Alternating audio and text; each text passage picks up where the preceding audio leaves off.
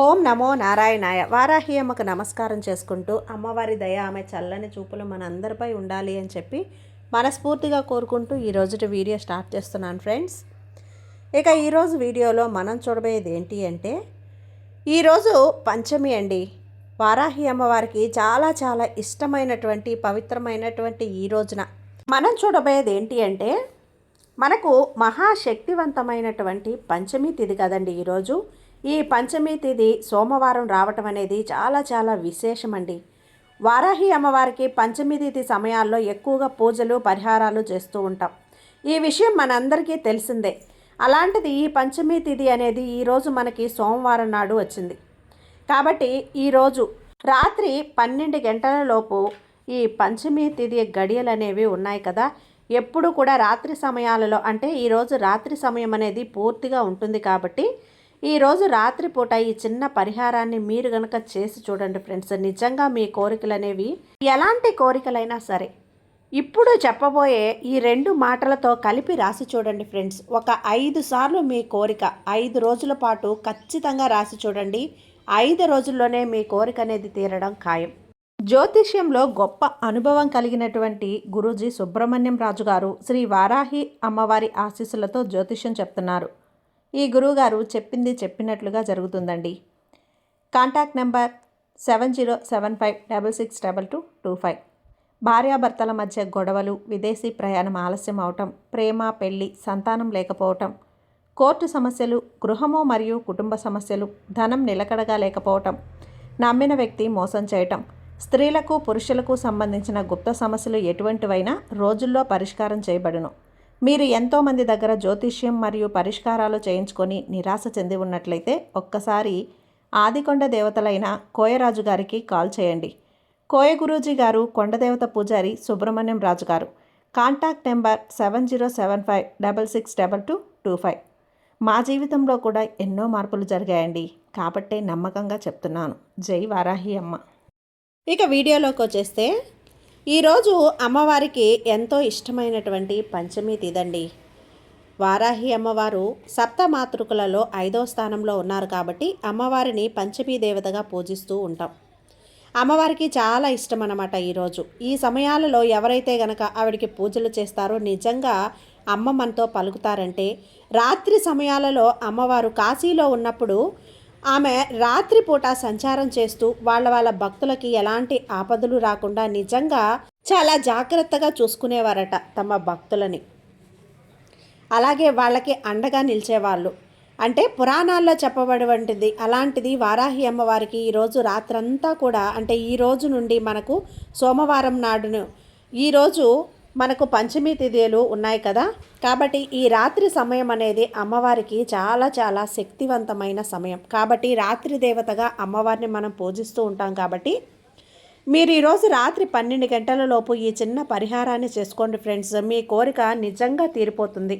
ఇప్పటి వరకు కూడా ఎన్నో పరిహారాలు చేశామండి, ఎన్నో పంచమీ తిథులలో మేము ప్రయత్నించాం, కానీ మాకు కోరిక అనేది తీరనే లేదు అని చెప్పి మీరు విసిగిపోయి ఇంకా కూడా నమ్మకం అనేది లేకుండా ఎవరైతే ఉన్నారో వాళ్ళందరికీ కూడా ఈరోజు, అంటే నిజంగా ఈ పంచమి రోజున మనం ఏం చెప్పుకున్నా సరే అమ్మవారి మంత్రాలు కానీ, పూజలు కానీ, పరిహారాలు కానీ చాలా చాలా అద్భుతంగా మనకు ఫలిస్తాయండి. మాకు ఇన్ని రోజులు చేసుకున్నా కానీ కుదరలేదండి, ఈ పంచమి గడియలు అనేవి చాలా స్ట్రాంగ్ అని చెప్తున్నారు కదా, మేము ట్రై చేస్తాం అనుకొని నమ్మి చేసేవాళ్ళు ఖచ్చితంగా ఈ పవిత్ర సమయం అనేది ఎవ్వరూ మిస్ చేసుకోండి ఫ్రెండ్స్.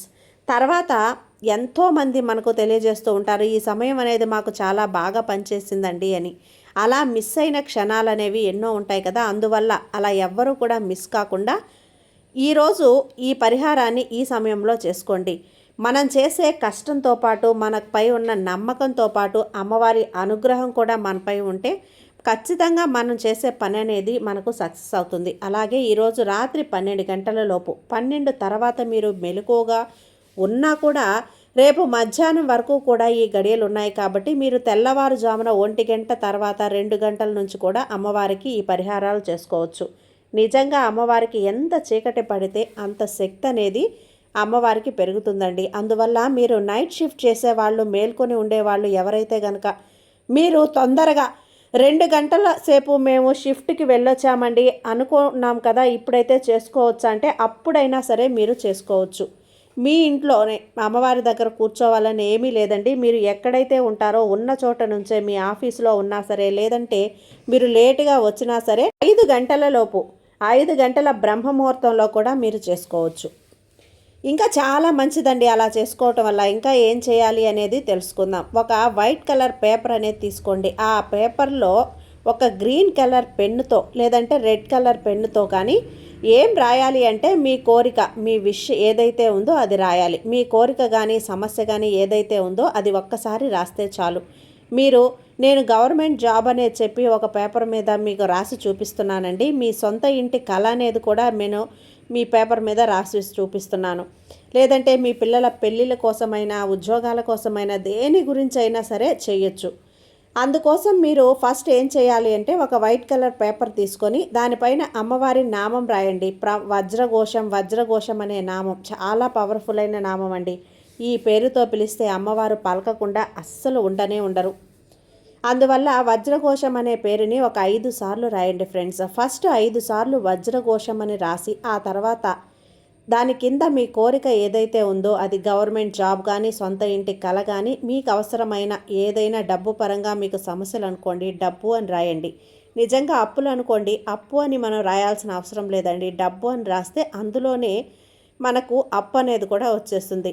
కాబట్టి డబ్బుకు సంబంధించిన వాటి గురించి డబ్బు అని రాయండి. దాని కింద ఇంకేదైనా సరే మీరు సంతానం గురించి ఆలోచిస్తున్నారా, ఒక విషయం గురించి ఆలోచిస్తున్నారా, లేదా చిన్న వర్క్తో పాటు ఒక్కసారి రాస్తే కనుక ఆ తర్వాత కింద ఏం చేయాలి అంటే మీరు అపరాజిత అనే ఒక నామాన్ని రాయాలి, అమ్మవారి నామం. ఈ 2 పేపర్లు కూడా నిజంగా మీరు చాలా ఇష్టమైన పేరండి అది. ఖచ్చితంగా ఎవరైతే అమ్మని ఈ పేరుతో పిలుస్తారో వాళ్ళ పిలుపుకి అమ్మవారు ఖచ్చితంగా పలుకుతారు. మీ కోరిక తీర్చడానికి కూడా అర్థం అనేది ఉంటుందన్నమాట. అమ్మవారు స్పందిస్తారు అపరాజిత కానీ వజ్రఘోషం కానీ ఇలాంటి మంత్రాల వల్ల. అందువల్ల అలా రాసిన ఆ 5 సార్లు రాసిన తర్వాత ఆ పేపర్ని మడిచి మీరు మీ అరచేతిలో పట్టుకొని అమ్మవారి నామాన్ని ఒక్క 5 నిమిషాల సేపు మనసులో అనుకోండి. ఓం శ్రీం క్లీం అని.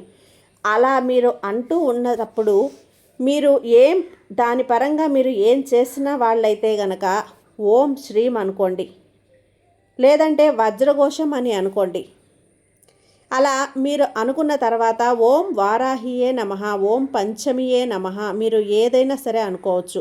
అనుకున్నది అనుకున్నట్లుగా, చదువుకున్నది చదువుకున్నట్లుగా ఉంటే గనక అమ్మవారి కోసం మీరు కేటాయించండి. ఆ తర్వాత ఆ పేపర్ని మీరు పూజ గదిలో వెళ్ళేటప్పుడు అప్పుడు అర్ధరాత్రి 12 గంటలప్పుడు పూజ గదిలోకి మనం వెళ్ళగలం అని అనుకున్నప్పుడు మీరు ఇలా రాసి మీ పూజ గదిలో అమ్మవారి ఫోటో ముందు కానీ విగ్రహం ముందు కానీ, అంటే ఇక్కడ మీరు ఎక్కడైనా సరే అమ్మవారి ఫోటో లేకపోయినా సరే మీ పూజ గదిలో లక్ష్మీ అమ్మవారి ఫోటో ఉంటుంది కదా, ఆ అమ్మవారి ఫోటో ముందైనా ఉండించవచ్చు.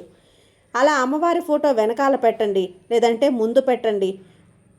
మీరు అక్కడికి వెళ్ళడానికి కుదరదు, ఇప్పుడు మేము భోజనం చేసేసామండి అనుకున్న వాళ్ళైతే, ఒకవేళ నాన్ వెజ్ తీసుకొని తెలుసో తెలియకో చేసుకున్న వాళ్ళైతే ఈ పరిహారం చేయొచ్చండి. లేదంటే నాన్ వెజ్ అని చెప్పి మీరు మానేయాల్సిన అవసరం అస్సలు లేదు. మీరు పూజ గదిలోకి వెళ్లకుండా కూడా దీన్ని చేసుకోవచ్చు.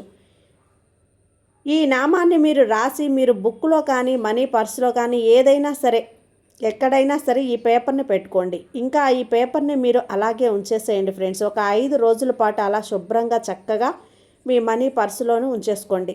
కనీసం 5 రోజులు అనేది మీరు ఆ విధంగా పేపర్ని ఉంచుకోండి. అప్పుడే మనకు అమ్మవారు కదిలి వస్తారండి. మీతో అమ్మవారు మాట్లాడుతారు. ఈ సమయంలో ఈ సమస్యకు తగిన పరిష్కారాన్ని అమ్మవారు చూపిస్తారన్నమాట. ఇలాంటి ఒక క్లిష్ట పరిస్థితి అయినా సరే అది మారడానికి చాలా మంచి అవకాశం ఉంది. ఈసారి ఈ పంచమి వచ్చేసి అమావాస్య తర్వాత వచ్చిన పంచమి కాబట్టి ఖచ్చితంగా మీ కోరిక అనేది డబ్బు పరంగా ఆర్థిక పరంగా ఉన్న కోరికలన్నీ కూడా మీ సమస్యలన్నీ కూడా తగ్గిపోవటానికి చాలా చాలా మంచి పంచమి అండి, మంచి సమయం ఇది. ఈ పంచమి చాలా శక్తివంతమైన పంచమి తిథి కాబట్టి ఎవ్వరూ కూడా మిస్ చేసుకోండి ఫ్రెండ్స్. ఈ పరిహారం చేయటానికి ఎవరైనా చేయొచ్చు, ఎన్ని రోజులైనా పర్వాలేదండి. తర్వాత మీరు ఒక నెల రోజుల తర్వాత 2 నెలల తర్వాత ఆ పేపర్ని తీసేసి మీరు ఒక సాంబ్రాన్ని వేసేటప్పుడు ఆ సాంబ్రాణిలో ఆ పేపర్ని అనేది ధూపంగా వేసేయండి. ఆ తర్వాత మళ్ళీ ఏం చేయాలి, మీకు ఇది ఇలా చేస్తే ఒక పాజిటివ్గా ఉంది అనుకున్న వాళ్ళు మీరు మళ్ళీ కూడా వేరే కోరికతో ట్రై చేయండి. మళ్ళీ మీకు మంచిగా మీకు కలిసి వస్తుంది, మీ కోరిక అనేది తీరుతుంది, అమ్మవారి అనుగ్రహం కూడా మీపై కలుగుతుంది. ఇలా మీరు ఏదైనా సరే చేసేటప్పుడు నమ్మకంతో చేయండి ఫ్రెండ్స్. ఏది కూడా మీరు నమ్మకం లేకుండా చేయొద్దు. పూర్తి నమ్మకంతో విశ్వాసంతో చేయండి. మీరు అనుకున్న పని అనుకున్నట్లుగా అమ్మవారు జరిపించి తీరుతారు. కాబట్టి అమ్మ మీద నమ్మకంతో ఉండండి ఫ్రెండ్స్, మీకు అంతా కూడా మంచిగా జరుగుతుంది. సర్వే జన సుఖినో భవంతు. జై వారాహి అమ్మ.